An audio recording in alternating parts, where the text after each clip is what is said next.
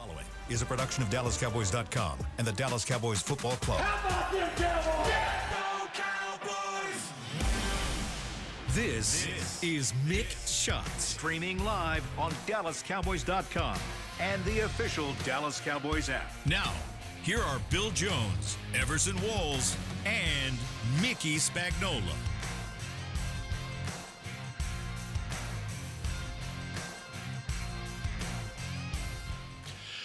And it is a Tuesday inside the SWBC podcast studio at the Star in Frisco. And this is Mick Shots. Bill Jones, Everson Walls, and Mickey Spagnola on the day after the Monday night game against the Cincinnati Bengals. That was a loss in more ways than one for this Cowboys team. And how are y'all doing? I am bummed out. My brother's bummed out. I was looking forward to that fight song today, this morning. Afternoon. We were striking up the band there with 2 minutes left in the game. We could play it if you want. No, we don't. Missouri beat #1 Kansas Jayhawks in basketball.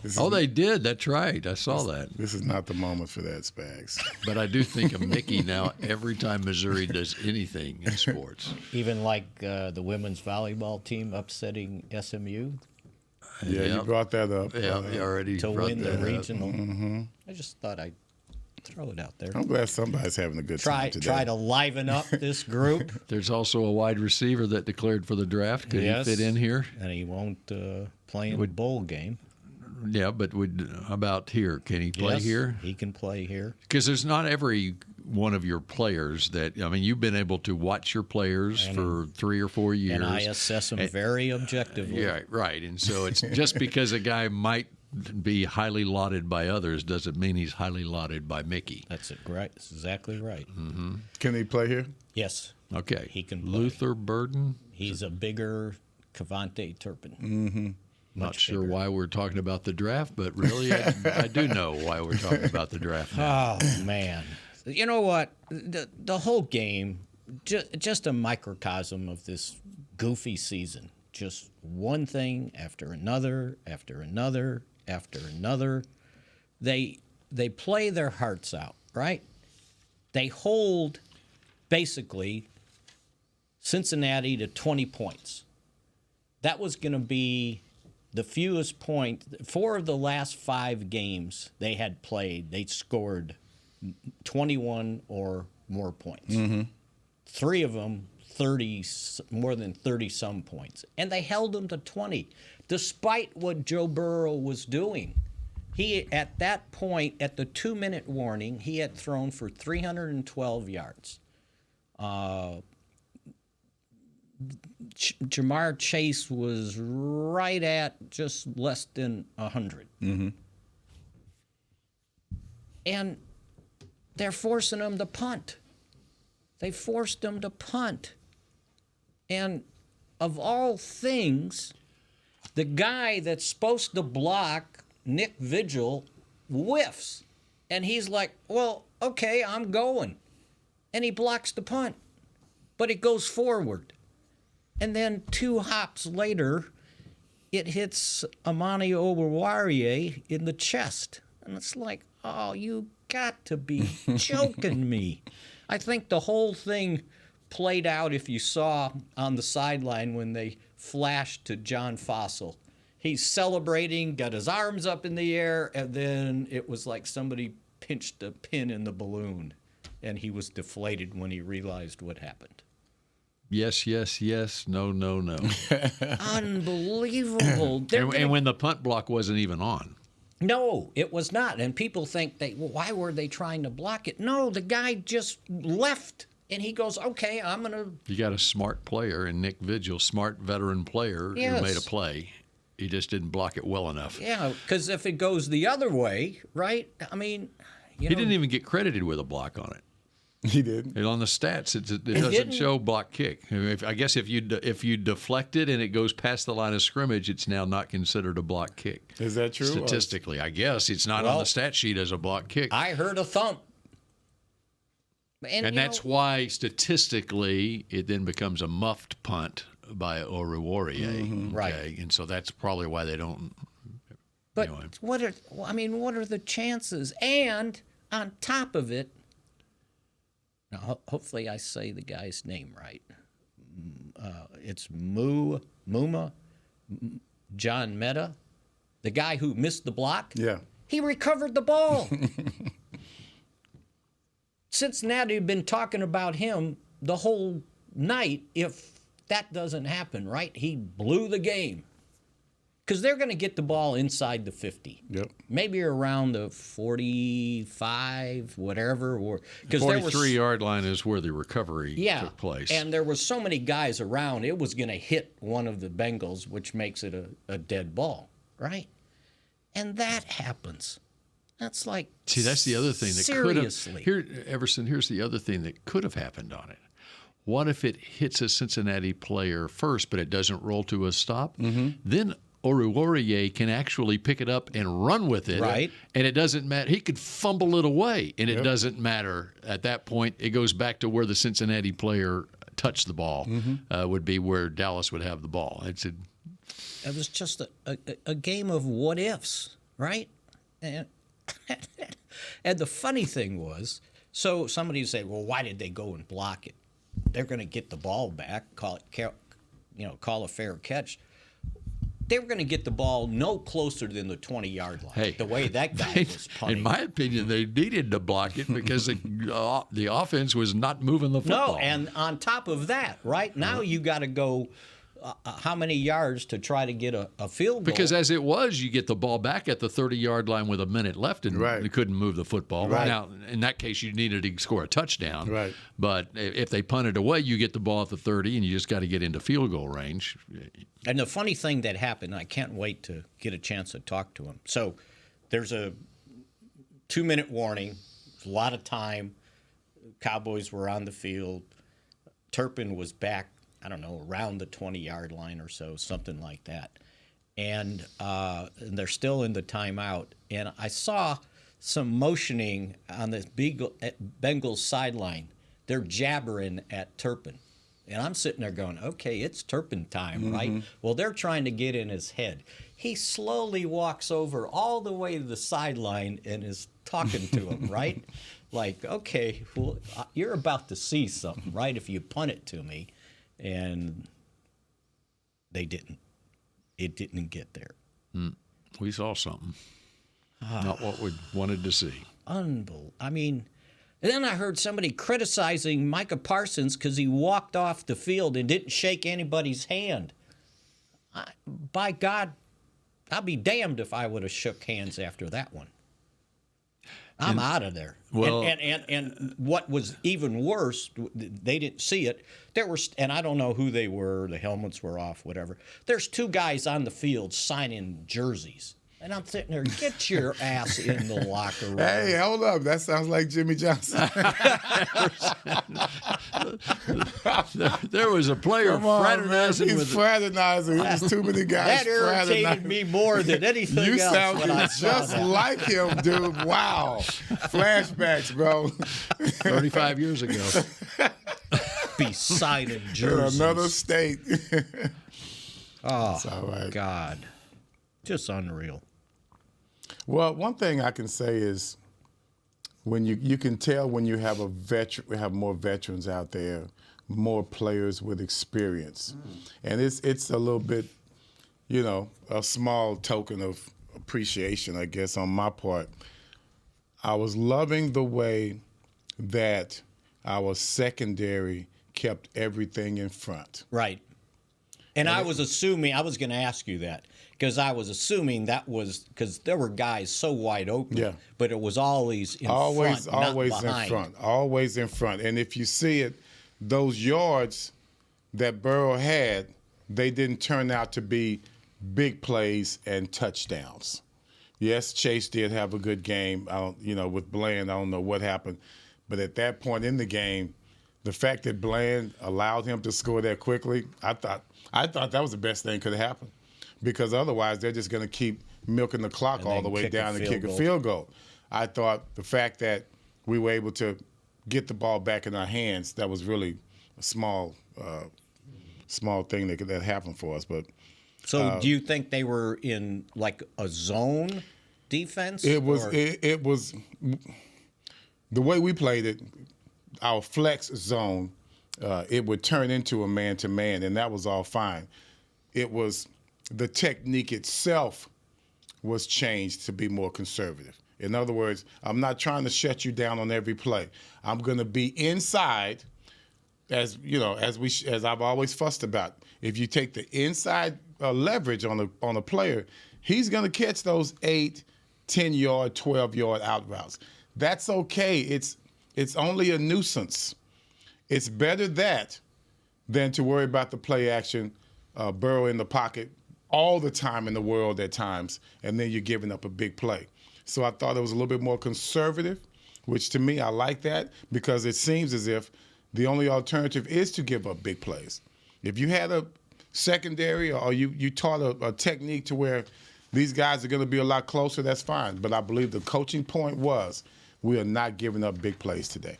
And you know what? The funny thing you said that. Well, 300-plus yards only added up to 20 points. I counted up their plays of 19 yards or more. They had 5. Yeah. Cowboys, they had 5. Yeah. So they matched them on big plays. Yeah. Now, one of the 5 obviously was the 40-yarder at the end. Yeah. They only What's your sacked. assessment on the 40-yarder? No, he's just got to come up and make the play. He just whiffed. Yeah, he will. And trust me, I've seen enough 1981, 1985 Thurman Steve's plays. We did too much of that ourselves. You know, so I'm not going to say that that's something that he should be ashamed of. Yes, he should be, but that happens. The best thing about that was you got it over with. Now It's not prolonged agony. Yeah, but because otherwise they're going to march down. They were already getting into field goal range, and they're going to kick a field goal with no time left on the clock. Right here, You're a minute left in the game. you got still a have minute time. left in the game. I know that's not the way Bland was planning it, but that's something that just happened to be fortunate for us. A minute and 1 second. A minute and 1 second, and if we could just move the ball. You know what? The passes that really hurt him were the ones to the running back. Chase Brown, is that his name? Yep. And somebody had told me early in the afternoon, watch out for this guy. He's better than people think. And he hurt him not as much running the ball as he did catching those passes over the middle, because what they were doing, a lot of times they had 6 guys up. And sometimes they dropped 1 or 2, but a lot, they were all going, and they only sacked them twice. Besides those long handoff passes, Yes. the only ones that really hurt us once again were the ones where we did not have inside leverage. You've got to take away the inside. It's the lesser of the evils. Tom Landry found that out with, I can't remember the wide receiver's name, 1980. We have the game in hand. And Billy Waddle Billy Waddle, the catches Rams. catches it all the way across the middle and scores, and we're out. I wasn't on the team at that time. I was in college. But that adjustment that we made the next year, we're going to have our leverage on the wide receiver is going to be inside leverage, not outside. You got to use your sidelines, and that's what they kept giving up all night long in our secondary. Play action, looking down the field all the time in the world. You end up throwing a deep out route on the other side of the field. Guess what? It's 8, 9 yards. Big freaking deal. Better than 19 or 20. And that was Tom Landry's philosophy from 1980 until he retired. Because before the 40-yarder, they had a 24-yard completion. To who? To Chase. They had a 23-yarder to, how do you say it, Bill? Iovasis? Yoshavas. Yo, with an I-O and it starts Yo. Okay. And then they had a 19 and 19-yard completions. And they had a fumble recovery on one of the 19, and then they ruled it incomplete. But see, the thing about offenses, and that's what I hung my hat on, is even offensive coordinators are irritated at having to throw deep out passes. Their ego wants them to go for the home run at all times. And in my case, especially since we had the flex and you're not getting any pressure when they come with the play action on the flex, you have to be patient as a defensive back. Don't worry about those 10, 12-yard routes because eventually they want you to bite and they're going to try to go deep. And that's when I would make my move. Same thing that was happening in this game. They just get so impatient. Offensive coordinators, they're ego-driven. They think their plays should work all the time because I thought this up myself. I know it can work. You guys just do what I tell you to do. That's what I would bank on as a player. Eventually, they're going to try and come into my zone, into where I have the leverage, simply because they think every one of them should work. And the Cowboys tried a couple times, the 9 routes deep down the sideline. They just didn't connect, didn't come close to connecting. But still, they're going to have the ball 20, minute 50 seconds to go, right? And they don't have to go far because Aubrey was kicking the heck out of the ball. I'm watching him in warm-ups, 59 yards. He was back. Easy. He was back. Man, unbelievable. And they could have run out the clock. Or at least, I don't remember how many times. Well, they probably had all their timeouts. Yeah, left. Everybody had other timeouts before But still, the block punt. You know, if you just move it down there, unreal. A test of Everson Wall's memory. December 15th, 1980, Billy Waddy caught a 40-yard touchdown pass, part of a 5-reception, 124-yard day for the Rams in a 38-14 win over the Cowboys. Yeah, that's sad. That hurt. That was the second to last game of the season in 1980. That one just really hurt. That's pretty good memory for Everson there. But they got into the NFC title game, right? And then no-showed at Philadelphia on a cold day. All right.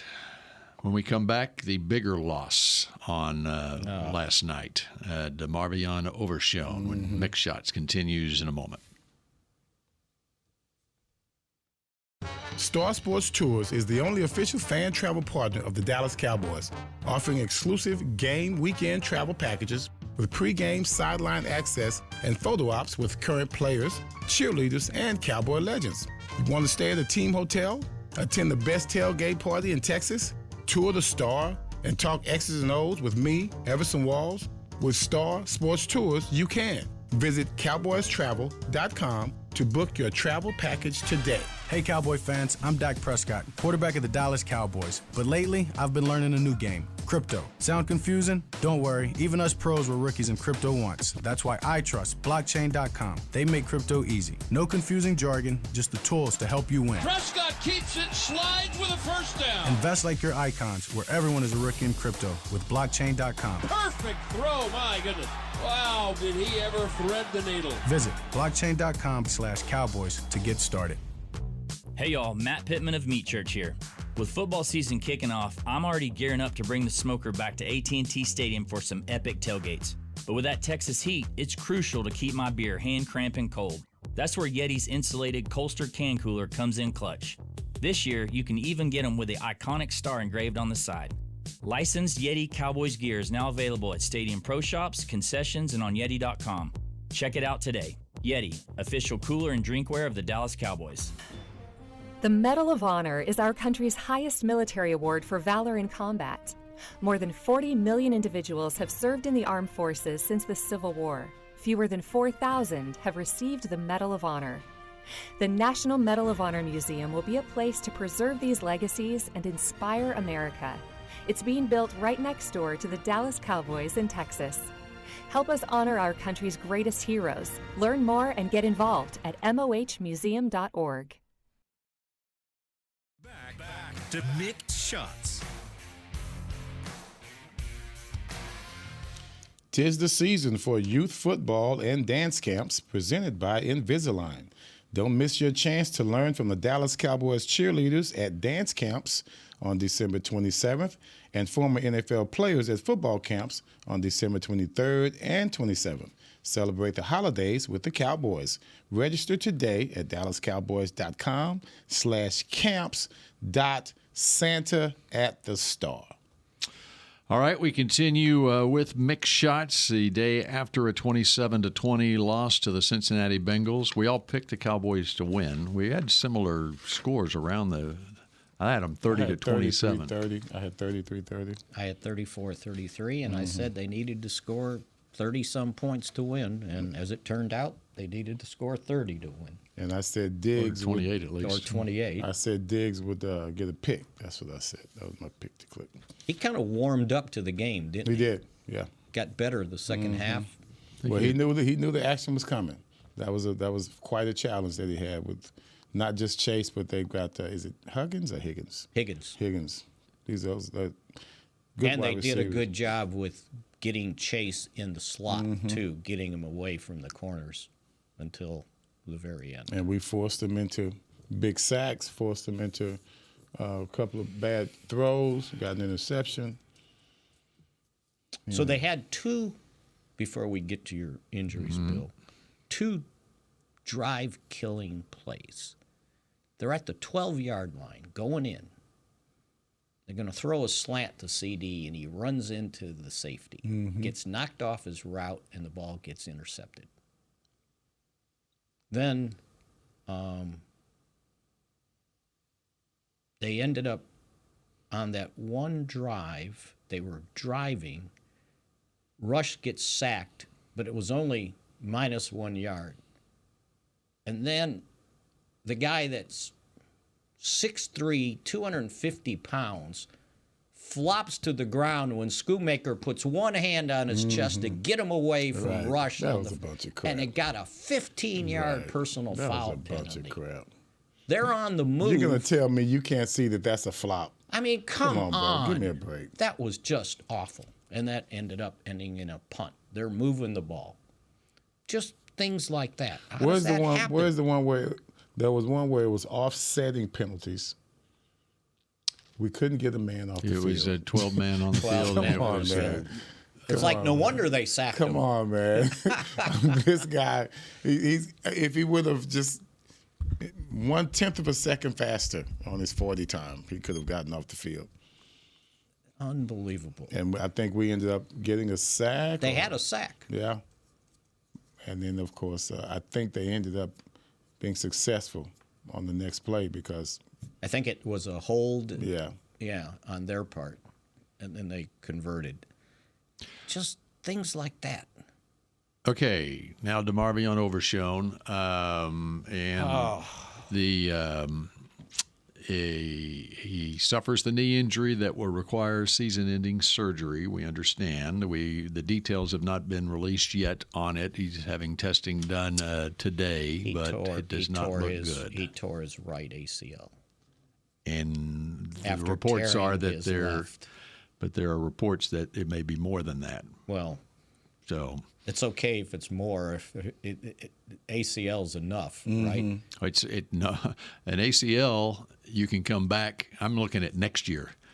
In an ACL, you can come back and play next year. If it's a Nick Chubb injury, then it's Nick Chubb was over a year, and when you sustain an injury like this in December, and it's a year-long rehab, then next season is lost too. That's the disturbing thing about this, as much as anything. Yeah, because even if it was just an ACL, getting to September would be tough. He would be on PUP to start PUP to start training camp, and then you hope he's ready by the start, and you'd have him back by October, maybe, whatever. Or you full speed. You leave him on PUP, and he's I think the Chubb injury. I think it happened in September last year, and then he was back basically after 12 months, 13 months. Is basically what it took him, and so hopefully it's not to that extent. Well, what else did he? I mean. We don't know. I mean, we don't know. There are reports out there that it's more than just the ACL. But all right, so if it's the MCL, the PCL, I mean, that counts. And even not all serious. ACL injuries are the same. Yeah. So, but just to we think just have that to wait on it. Kid went through all that last year. How do you do it again? How do you have the? I don't know. That would be devastating mentally. Now I got to do this all over again. And he's playing so well, and he was playing well in the game. Yep. Now Leofau came in and made some plays. No doubt. As a matter of fact, made the sack there at the end that forced that punt, or what was supposed to be a punt. And on top of that, you lose your center, Cooper Beebe, right? They announced in the press box he had a head injury. Then he came back, and I think it turned out to be more than that. And so now they lose him. So you take your backup right guard, because you had to put Zach Martin on IR, and Brock Hoffman, who's starting at right guard, now has to go play center. And now TJ Bass, who's your third guard, comes in to play right guard, and you're already down to your third tackle at left tackle. Go figure. Blame it on McCarthy. No one takes any of that into consideration. In regards to the Overshown, did you were you there to see Micah talking about Overshown? Kendricks as well. I heard Kendricks. I heard Kendricks. Yeah. I read Micah's. Obviously a devastating injury for DeMarvion, but to hear his teammates get emotional talking about it really hits home. Just the impact of that injury on the team and on him personally. Kendricks was the last guy to leave the locker room, and he stood there and answered all the questions. And I'm not trying to be magnanimous or anything, but when he walked past me out in the hallway, I said, "You're really a class act." I don't know if I could have stood there and talked like that. And he kind of explained everything, talked about it, talked about Overshown, how much he meant to this team. And if you think about it, Kendricks had about 12 tackles. He did. He had 12 tackles.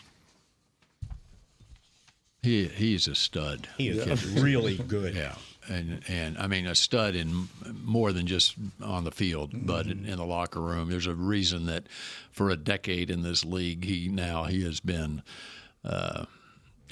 basically a captain of a defense. Even Wilson had a good game. So Kendricks had 12 tackles. Wilson had 9, a half a sack, a quarterback hit, and a forced fumble. I think Wilson, to me, is a better player closer to the line of scrimmage. Absolutely. And they need to design defenses that keeps him in that area. Once you start getting him back there in the back, it's just tough on him. You mentioned it yourself. He's fleet of foot, but it's the footwork that is the problem that gets him in trouble. And let's go on top of that. So you're right, but they had no other safety to rotate in. Marquise Bell, he's out. Yep. Wanye Thomas was out. Yep.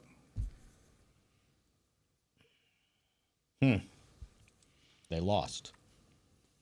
So now we have less than 1% chance. But still we got a chance. But see, and here was the deal, too. There was one thing. I mean, you're going to win the game, and you're going to get to 6 and 7. Yeah. All right? So for that third wild card spot that Washington's in at 8 and 5, there's only one other team better than them if they were 6 and 7 that's not in first place or has the other 2 wild cards.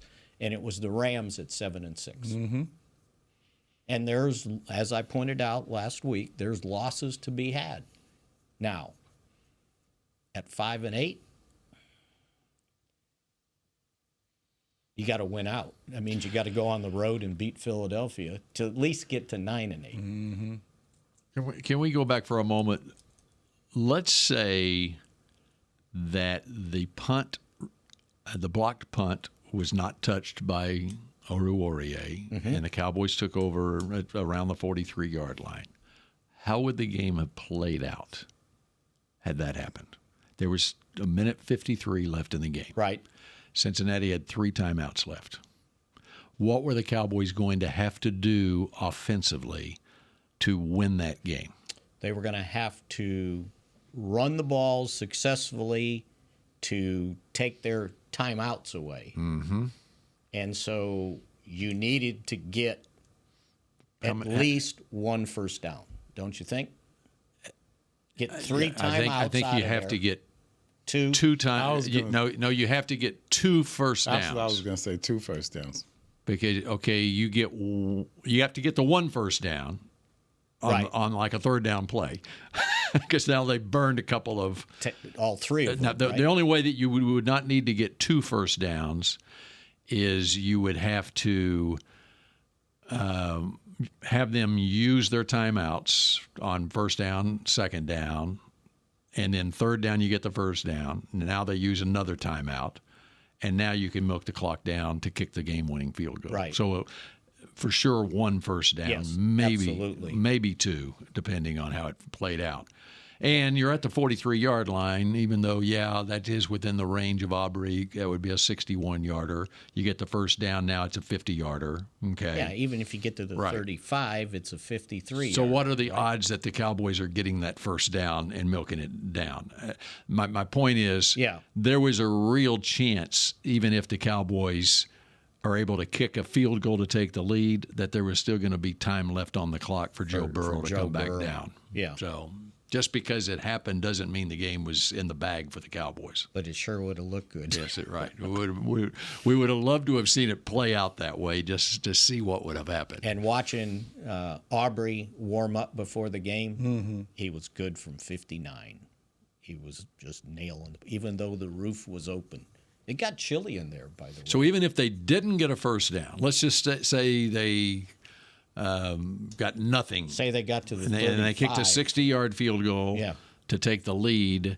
Then Burrow is getting way too much time. They're getting the football back with 1:20 left, basically. Well, with no timeouts. The way our defensive line was playing at that time, that's right. They were bringing a lot of pressure. So I wouldn't say that it was too much time. I think they would have. Okay, let's play it out this way. All right, let's say the Cowboys scored a touchdown and did what the Bengals did. Yeah. And you're giving Joe Burrow the football back with 1:01 left. How do you feel about the chances at that point? I feel good. That D-line was coming, man. The pressure was really doing a good job. And the pressure was so good, they ended up with a hold. And their offensive line, it's okay. I wouldn't give them too much credit. I think the Cowboys, the pressure was going to be there. Oh, I mean, they had holes on there. They had back-to-back holes. They were 2nd and 7 at the 49, and the tight end got called. No, the wide receiver got called for holding. Then it was 2nd and 17, and they tackled Parsons from behind. The surprising thing, I thought, was that the Cowboys weren't having more success early in the game getting to Burrow. Right. They wore him down over time, but especially when you're starting Cody Ford at left tackle and Amarius Mims, the rookie at right tackle out of Georgia, who I think made 6 starts in college at Georgia, a first-round pick, but is very green. And then Cordell Volson, their left guard, he had been benched the week before. So they were missing Orlando Brown, their regular left tackle, and Cody Ford, who is more of a guard than he is a tackle, was playing left tackle. And that's why Micah was lining up over him. Issues on their offensive line. Now, this goes back to last year. They've always had Yes, they issues. have. Going back to when Burrow came into the league. That's right. That's right. I can't tell you how many times I wrote down 2 tight ends. They were not exposing those guys. That's right. They were double teaming, triple teaming Micah. But you can leave guys in when you got Jamar Chase and T. Higgins to throw to. They needed somebody else at defensive end. And Golston had a nice game. He did. Really no pressures. Same thing out of Neyland. And I was trying to look up Lawson. He's zeroed out. He had nothing. Let's see how many snaps he had. He had 25 snaps in the game. All right, we continue with more Mick Shots in just a moment. Hey y'all, Matt Pittman of Meat Church here. With football season kicking off, I'm already gearing up to bring the smoker back to AT&T Stadium for some epic tailgates. But with that Texas heat, it's crucial to keep my beer hand cramping cold. That's where Yeti's insulated Colster can cooler comes in clutch. This year, you can even get them with the iconic star engraved on the side. Licensed Yeti Cowboys gear is now available at Stadium Pro Shops, concessions, and on Yeti.com. Check it out today. Yeti, official cooler and drinkware of the Dallas Cowboys. Hey Cowboy fans, I'm Dak Prescott, quarterback of the Dallas Cowboys. But lately, I've been learning a new game, crypto. Sound confusing? Don't worry, even us pros were rookies in crypto once. That's why I trust blockchain.com. They make crypto easy. No confusing jargon, just the tools to help you win. Prescott keeps it, slides with a first down. Invest like your icons, where everyone is a rookie in crypto with blockchain.com. Perfect throw, my goodness. Wow, did he ever thread the needle. Visit blockchain.com/Cowboys to get started. Star Sports Tours is the only official fan travel partner of the Dallas Cowboys, offering exclusive game weekend travel packages with pregame sideline access and photo ops with current players, cheerleaders, and Cowboy legends. You want to stay at a team hotel, attend the best tailgate party in Texas, tour the Star, and talk X's and O's with me, Everson Walls? With Star Sports Tours, you can. Visit cowboystravel.com to book your travel package today. Cowboys football and Miller Lite. What a pairing. Can cracks at kickoff.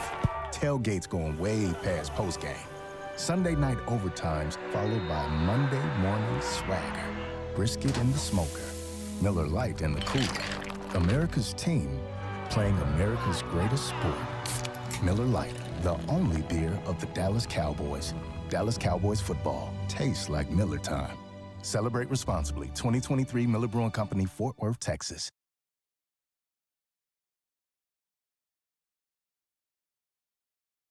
Back to Mick Shots.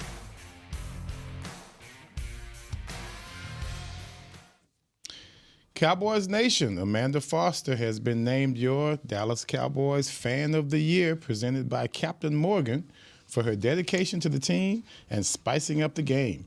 Vote for Amanda to be named the ultimate NFL Fan of the Year at NFL.com/Fan of the Year. All right. You guys have not mentioned this player, and he needs to be mentioned. Rico Dowdle. Yes, I just 131 yards rushing on 18 carries in his last run. Came with 6:31 to play in the game, a run of 14 yards that gave the Cowboys a first down at the 34-yard line. But then, of course, as we all know, the rules in the NFL, at the 6-minute mark of the fourth quarter, they cannot run the football anymore. You have to throw it on every down. And so 3 straight incompletions, and the Bengals got the ball back. Well, I'm trying to find his run. Which run? The Dowdle run. The Dowdle, okay, they was at the 20-yard line. It was after a punt into the end zone with 6:31 left in the game. First and 10 at the 20, and Rico goes for 14 yards. It's first and 10 at the 34 with 6 minutes left. Incomplete. That was the bad throw to Ferguson. To Ferguson. And then incomplete punt. High for Brandon Cooks, and then blitz, and he tried to roll away from it. He got pressured by Hendricks because Chuma whiffed on him, and they had to block, and then they had to punt. So what do you think about the run game? What do you think about Rico? Here's the other thing. First as I said coming in, here's the problem. Mm-hmm. He just needed one more carry. The Cowboys are 3-0 this season if he has 19 carries in a game. Well, and he had 18 carries for 131 yards. You give him one more carry, and the Cowboys win that game because if you give him 19 carries, they win. Which is weird. Credit to him with all those backups on the offensive line, and they rushed for a season-high 156 yards on 25 carries. Back-to-back 100-yard games by a Cowboys running back since 2022, Pollard. They about did everything I was going to say, a lot of good things happened in that game. CeeDee Lamb was able to finally get some room and able to break a couple of tackles. And he aggravated his shoulder early. Oh, yeah. And he played through it. Oh, yeah. I'm not surprised at all. Give him credit for that. Not surprised at all. Because he ended, 9 catches for 93 yards? That was like 88 or something. 6 catches for 93 yards and a touchdown. So, he was motivated to not playing against Chase, but playing trying with. To match his output. Absolutely. It's like, okay, you got him. We got him. Yeah, you guys got me now, and he did his deal. So here we are. Good running game, decent passing game, a defense that's playing solid. Had held him to 20 points for a minute and 53 against seconds one of the best left. offenses in the league right now. You held them to 20 points until. And this was a game they needed to win in the big picture, because at 5-8. I mean, you needed to go 4-1 to get to 9-8. Now you need to go 4. So, what did you think when you heard the ball hit his hand on the punt block? What did you think? Leon let. I did. Yeah. Or McQuamu, right? When he at that moment, there was another block. Remember, McQuamu tried to recover it or whatever, and he flubbed it. But I thought of Leon. I did. Yeah. But this was different. Leon had no idea what he was doing, right? A backup special teams guy in there because of an injury. Well, one thing on Oruwariye is that he's only had, and of course he was just activated from injured reserve for this game, a back injury that he's had. That was why he went on IR, I think. I think that's right. But you look at his special teams snaps this season. He only had 9 special teams snaps before this game. He had 18 in this game. Right. So he's not a regular special teams guy this year. Now, I'm sure earlier in his career he has been. Right. I just think it was. And the explanation that McCarthy said, and by the way, I like what the Cowboys special teams guys, leading by the captain, C.J. Goodwin, protecting Oruwariye from having to talk to the media after the game. Yeah. I like that. I mean, there's no reason he needs to sit in front of his locker and talk. I mean, I can't remember who said it. Remember on the Leon one, where Yeah. that was one of the big things after the game, after Leon, and if you remember Leon's personality, such a nice, quiet guy, and that was one of the biggest things that Jimmy wanted to make sure that Leon was protected from having to talk about it after the game. Leon, I could remember when he did he eventually had to talk about it. 2 different things. I think it was the 93 season, and Pam Oliver was there before the game during the week, and he agreed to do a one-on-one with her out at the ranch, right? She was in This there. is before the Super Bowl? Is that what you're talking way about? before the Super Bowl. Right. Regular seasons, right? Oh, okay. All And right. he agreed to do an interview, and she wasn't going to grill him, right? So they're in one of the coaches' offices there outside the locker room, and about 5 minutes later, he comes out and he's got one of those gray T-shirts on, and when you sweat on those, it really shows up. He's soaking wet. Yeah. And he came out to change shirts, right? And I go, Pam, what did you do to him? And she's like, shh, don't say anything, right? So then that year, they were going to force him to talk at the Super Bowl during the Tuesday media day, and he was standing off to the side. And it was the same thing. There's sweat just dripping off his And he had to forehead. talk. And he I mean, had it's to mandatory talk. that all Yes. the players have to talk. I was in Yeah. the scrum amongst, I say hundreds or dozens of media around him, and they were sitting him in the stands there in Atlanta. Poor guy. And and he's got 3 towels. I mean, just sweating, and I mean, it was just awful. He felt so bad for him. But and you know, but y'all kept asking him questions. Oh yeah, see what I'm saying? I mean, So that happened on Thanksgiving Day. This is the end of January. It's been 2 months later, and he's such a sweet some people human are being. there. They're like, this is awful, but I want to see how long we can go with this. You see what I'm saying? That's the media guy. Man, you guys ain't worth the crap, man. Come on. But as you know, Leon's such a sweet human being, and to have him having to go through that, now it's become his story. Mm-hmm. And so, now you talk to him about it, and he can talk about it. How was it his first time we talked about it? Oh, it was... I don't even remember what he said. I just remember the towels and the sweat. Well, and by the way, it wasn't just that. Remember the first Super Bowl. Right. And so the first Super Bowl, this was on the heels of the 52-17 Super Bowl where he picks up a fumble and is running for a touchdown, and Don Beebe knocks the ball out at the goal line. Right. And so Leon is known for these bloopers. When he got the job, I want to say it was a coaching job, maybe part-time or whatever, I think it was UNLV. Mm-hmm. And I heard that, and I think he hadn't left here yet, and I was going, Leon, if you're going to coach, you got to talk. Like, you got to talk to people, right?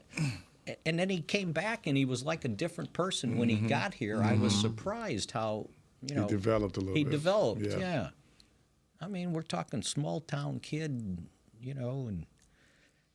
what was the school in Kansas? Emporia State. Emporia State, yeah. He loves some Cowboy Sports Cafe. I know that much. He developed in there. That's right. All I know is